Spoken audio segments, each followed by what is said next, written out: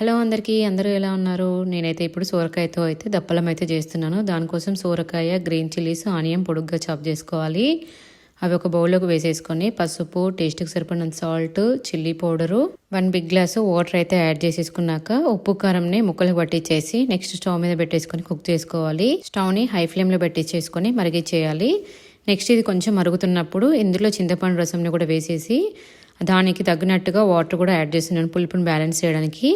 Next కొంచెం బెల్లం powder ఇది కూడా వేసేసుకొని మిక్స్ చేసేసుకొని మళ్ళీ మరిగించాలి. చింతపండు రసం వేసుకున్నాక ఇది కొంచెం కుక్ అయిపోయిన తర్వాత పోపునైతే ప్రిపేర్ చేస్తున్నాను. దానికోసం ఆయిల్ వేసేసుకొని ఒక బౌల్లో ఆవాలు, జీలకర్ర, ఎండుమిర్చి, క్రష్ చేసిన వెల్లుల్లి, coriander, curry leaves, spring onions ఇవన్నీ వేసుకొని మంచిగా ఫ్రై అయిపోయిన తర్వాత ఆయిల్లో పసుపు కూడా వేసుకొని మిక్స్ చేసేసుకొని ఇందాక ప్రిపేర్ చేసుకుని సొరకాయ దప్పలంలో వేసేసుకొని మిక్స్ చేసుకొని స్టవ్ని హై ఫ్లేమ్లో పెట్టేసుకొని మరిగించుకోవాలి ఒక 5 మినిట్స్.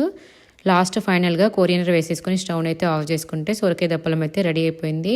నేనైతే ఇప్పుడు రైస్ కాంబినేషన్లో అయితే సర్వ్ చేస్తున్నాను. మీరు ఎవరైనా ట్రై చేస్తారా? చేస్తే కామెంట్ చేయండి.